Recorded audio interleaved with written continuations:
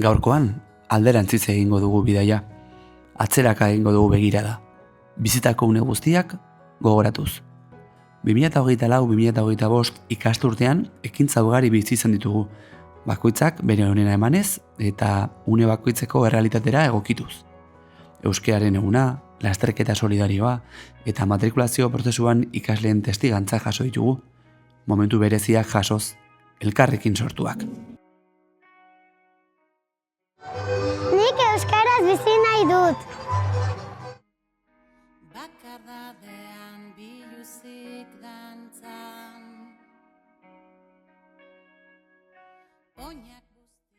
Bueno, nik uste gaur egun euskara dauken egoera txarra ez dela, baina bai hobetu daitekela.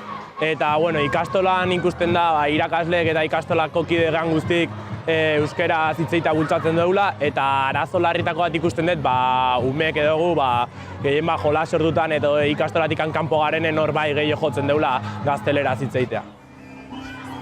Ni 3 urtekin etorri nintzen eta euskaraz oso ondo ikasi nuen. Eta euskara galtzen ari da eta pena asko ematen dit. Orduan euskaraz ikasi behar dugu. Aupa!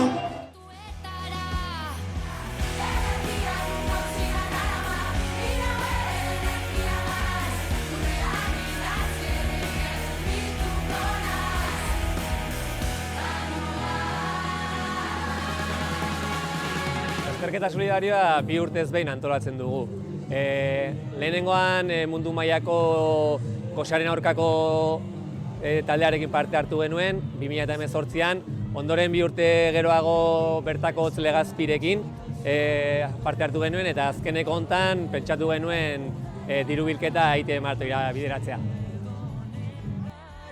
Kale nagusin barrenan sartu, kale nagusia igo eta berriro udaletxera iritsi. Eta gero antolaketa aldetik esatea mailaka antolatzen dugula lasterketa, ibilbidean zehar murgiltzen dira, ikasle bakoitzak aina bira emanez. Izan behar daukagu lasterketaren aurretik sentsibilizazio saio batzuk egiten ditugula ikastolan, mailaka. Eta ikusta aurtengo gaia ITB maratoia izan dela, pixka bat bihotzeko gaixotasun kardiobaskularrekin lotuta, hitzaldi eta sentsibilizazio lanak egin ditugu ikasle gaiaren inguruan pixka gehiago jakiteko eta kontzientziazio hori pizteko gutako edozeinek ere etorkizun batean horrelako gaixotasun bat izan dezakegula.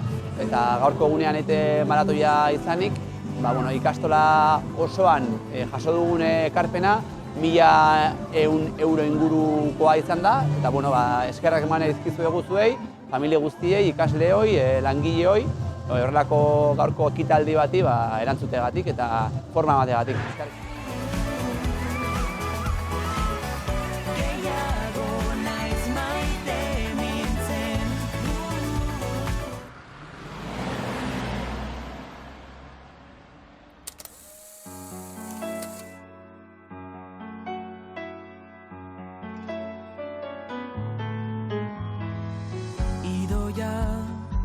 Zer moduz, ni beti bezala zute zoroitu badator udara, laster egonen gara, itxasoko olatuek eskutitza ekarri dute, zure hitzak irakurtzen, gehiago naiz maite.